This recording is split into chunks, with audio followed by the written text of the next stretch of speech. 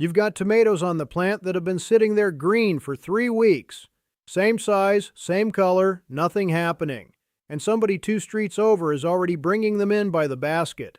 Before you change anything, you need to know which of two problems you've actually got, because a tomato runs two clocks, and they don't work the same way.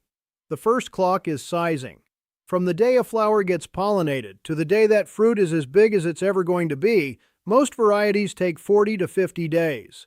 The whole time it's green and hard, pulling sugar and water up out of the leaves and filling itself out. That stretch is long, and there is very little you can do to shorten it.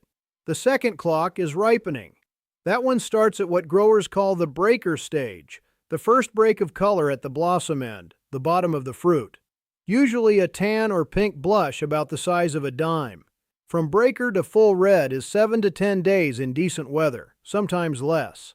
7 to 10 days, not 3 weeks. So if your fruit has been green and unchanged for 3 weeks, it isn't ripening slowly. It hasn't started ripening. It's still sizing, and you're waiting on the long clock. No spray, no fertilizer, and no pruning cut is going to move that along. There's a way to tell which one you're looking at, and it costs you 1 tomato. Pick a green one and cut it in half through the middle. If the seeds are sitting in clear jelly and they slide away from the knife instead of getting sliced through, that fruit has reached mature green. It's finished sizing and it's ready to start. If the knife cuts straight through the seeds and the inside is solid and pale, it isn't there yet. That one still has weeks to go, and so do the rest on that plant. Do that once and you'll stop guessing for the whole season. Now here's the part that changes how you garden. Right around that breaker stage, the fruit cuts itself loose from the plant. Up until then, it's been importing sugar, water, calcium, all coming up through the stem. At breaker, that flow drops to almost nothing. Everything after is the fruit working on what it already has inside it. The starch it stored turns into sugar. The acid drops. The green pigment breaks down and red gets built in its place. The cell walls soften. All of it runs on reserves already sitting in the fruit. That one fact explains most of what people get wrong here. Once a tomato hits breaker, the plant is no longer feeding it. So feeding the plant harder doesn't help. More sun on the fruit doesn't help. That tomato is running its own program now, on its own supplies. And there is exactly one thing on the outside that controls how fast that program runs. It isn't fertilizer. It isn't sunlight. It isn't a trick with a shovel. It's temperature. Red tomatoes are red because of lycopene. The fruit builds it during ripening, and it can only build it inside a narrow temperature range. The sweet spot is about 68 to 77 degrees. In that band, lycopene production runs full speed, and you get a deep, even red. Push past 85 and it stops. Not slows, stops. Lycopene synthesis shuts down above roughly 85 degrees, and it's gone by 95. But here's the catch. The orange and yellow pigment, beta-carotene, keeps right on being made because it isn't heat sensitive the same way. So the fruit doesn't just pause, it goes an odd yellow-orange, often with hard yellow shoulders up around the stem, and it sits like that.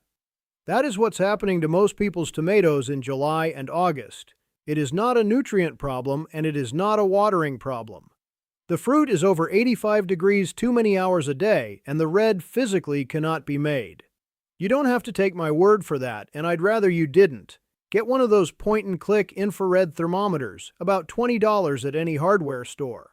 Go out at 3 in the afternoon on a hot day, shoot a tomato hanging in full sun, then shoot one sitting under leaves on the same plant. You'll see 15 to 20 degrees between them. On a 90-degree day, that puts the exposed one over 100 and the shaded one right about where red gets made. That reading is this whole video in one number, and it takes 30 seconds to get it yourself. Go the other direction and it stops too. Below about 50 degrees, ripening halts and you start doing damage. Tomatoes held that cold get chilling injury. They lose the aroma compounds that make a tomato taste like a tomato, and the texture turns mealy. That damage does not come back when you warm the fruit up. So what do you actually do? If you're in the south or southwest and running weeks over 90, put 30% shade cloth over the tomatoes through the worst stretch. Not solid shade. You still need those leaves working. 30% takes enough heat off the fruit to let lycopene keep running. And the extension services across the hot states recommend it for exactly this. Everywhere else, mulch. 3 inches of wood chips or straw around the base. And the third thing is the one nobody wants to hear. Stop waiting for it to go red on the plant. Pick it at breaker and finish it indoors, where you control the temperature instead of hoping the weather does you a favor. Done right, that moves your first ripe tomato up by 1 to 2 weeks, and it costs you nothing in flavor. There are decades of taste panel work behind that, and I'll walk you through the whole method in a few minutes. But first, the thing that's probably costing you more than the heat is, this is where a lot of tomato advice goes wrong, mine included, for 6 years. You'll hear that you should strip leaves off your plants so sunlight can reach the fruit and ripen it. I did that. I told my neighbor to do it. And it sounds right. You look at a plant and the red ones are the ones hanging out in the open, so the sun must be what did it. Reasonable conclusion. It's also backwards. The fruit out in the open is the fruit that's set first and is simply oldest. The sun didn't ripen it early, it got there first. Tomato fruit does not need light to ripen, at all. Ripening is driven by ethylene, a gas the fruit makes itself. Once a tomato is mature, it puts out a burst of it, and that triggers the whole ripening program, which runs whether there's light on the fruit or not. Which is why a green tomato ripens fine on a dark counter or in a box out in the garage. If you've ever finished one in a paper bag, you already ran this experiment. You just didn't call it one. And this isn't some fringe position I'm floating. Michigan State Extension, University of Maryland Extension, and Oregon State have all put it in writing. Removing leaves to expose fruit to sunlight does not speed ripening. Look up any of the three. You don't need me for it. It does 2 things, and both cost you. The first is sun scald. Fruit that's been shaded and then suddenly gets exposed burns. A pale tan patch on the sun side, papery and sunken. That spot is finished, and one hot afternoon can do it. The second is bigger. You just took away the factory. Leaves make the sugar, and every bit of sweetness in that tomato came out of the leaves around it. The working standard in greenhouse growing is about 3 healthy leaves per fruit cluster. And growers don't cut below it because the fruit comes in smaller and blander when they do. Strip a plant to make it look tidy and you get pale, watery tomatoes. And go back to the heat number. Above 85 degrees, the red stops getting made. Those leaves you're about to pull are the shade holding that fruit under the line all afternoon.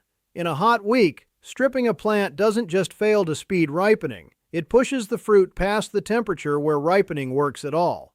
You can genuinely slow it down doing this. So what should come off? Take the bottom leaves, anything touching the soil or close to it. That's not for light, it's for disease. Rain or a hose hitting bare dirt splashes soil up onto the lowest leaves, and that's the road early blight and septoria leaf spot take into a plant. Clearing the bottom 8 to 12 inches of stem cuts that road off. Take anything already spotted, yellowing, or damaged, and carry it out of the garden. Don't drop it next to the plant you took it from. That's the list. Bottom leaves and sick leaves. Everything green and healthy above that is working for you. Before I get to the part that actually moves your harvest up, one quick thing, then I'll leave it alone. Here's a method I didn't cover here. Free, right now. Epsom salt on tomatoes. Nearly everybody does it. It's magnesium sulfate, and unless your soil test shows an actual magnesium shortage, you're adding magnesium that competes with calcium going into the plant. On a tomato already prone to blossom end rot, you can make the exact thing you're treating worse. That one's in here.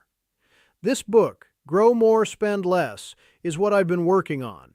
105 methods, getting more out of the beds you've already got, keeping the bugs off without spraying the place down, and many more such tricks and secrets I've picked up over the years.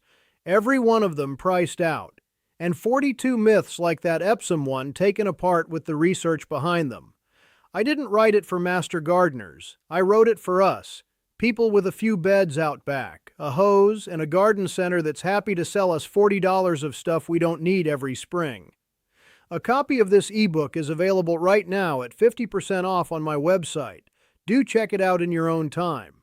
I update and add sections of new crops and other newer techniques every month.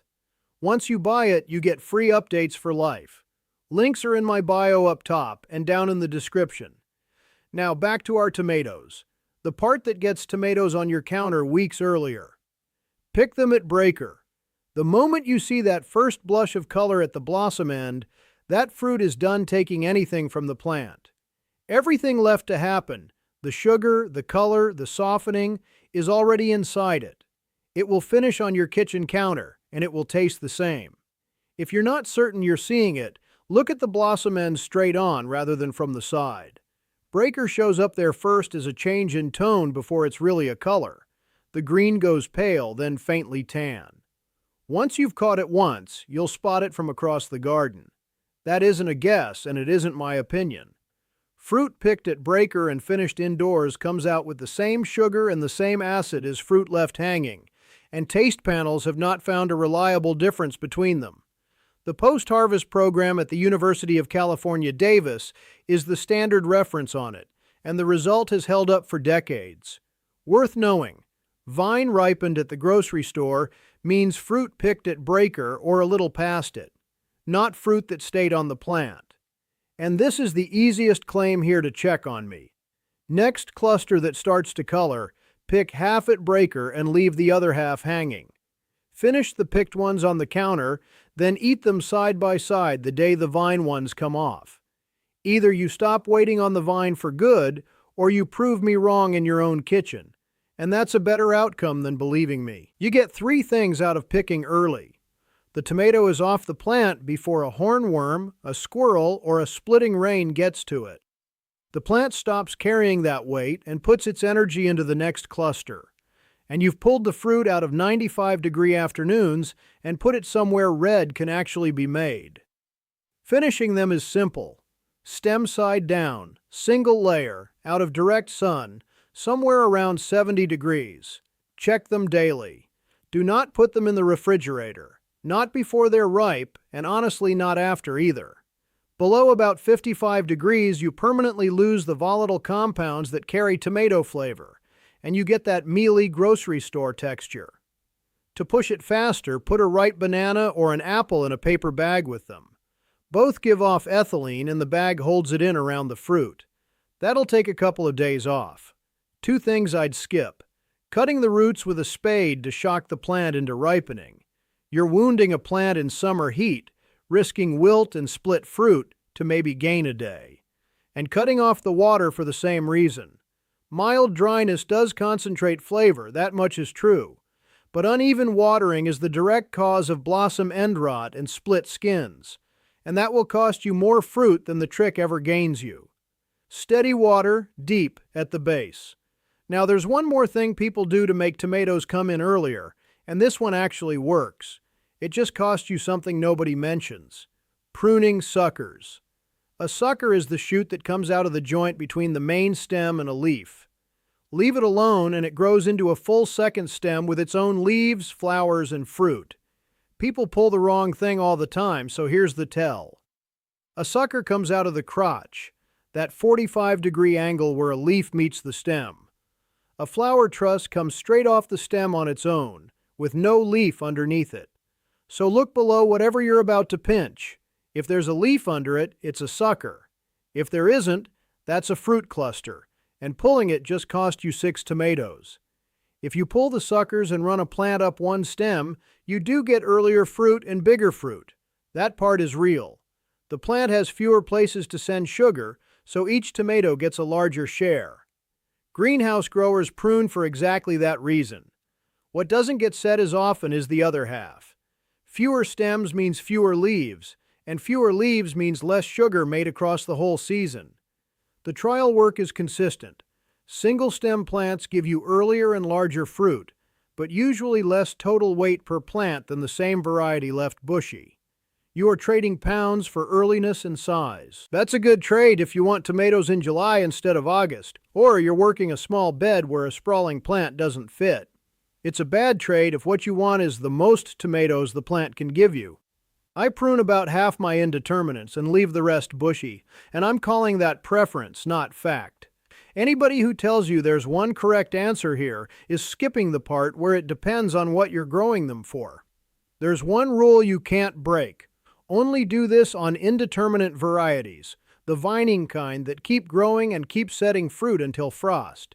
Most heirlooms, Big Beef, Sun Gold, Cherokee Purple, do not prune determinate varieties. Determinates, Roma, Celebrity, most paste tomatoes, anything sold as a bush or patio type, grow to a set size, set their fruit in one flush, and stop. On those, the fruit forms at the ends of the branches. Every sucker you pull off a determinate is a tomato you just threw in the bucket. Bottom leaves only on those. If you don't know which you've got, the tag will say, and if the tag's gone, a plant that's still climbing in August is indeterminate. One that stopped at 3 feet and set everything at once is not. If you are pruning suckers, get them while they're small enough to pinch between 2 fingers, under about 3 inches. And if one's big enough that you need pruners, wipe the blades with 70% rubbing alcohol before you move to the next plant. Tobacco mosaic and bacterial canker travel plant to plant on dirty tools, and you'll never know which plant handed it to which. 2 dates to put on the calendar, and then I'll let you go. The first one is 4 weeks before your average first frost. That's when you cut the growing tip off each indeterminate plant. Any flower that opens after that point does not have enough season left to become a tomato, and the plant will spend on it anyway. Topping stops new growth and pushes what's left into the fruit already hanging there. On a plant loaded with green tomatoes in September, that's the most useful cut you'll make all year. The second is the night the forecast first drops toward 50. That's when you bring in everything that has any color on it at all, even a faint tan blush at the blossom end. Those will all finish indoors on a counter. The hard, dark green, undersized ones won't. They never reached mature green, so there's nothing stored in them to turn into sugar, and they'll rot before they turn. Those are the ones you fry. I put together this book in an ebook format with all my secret methods. Do check it out on my website, farmeasy.shop. Let's grow more and spend less.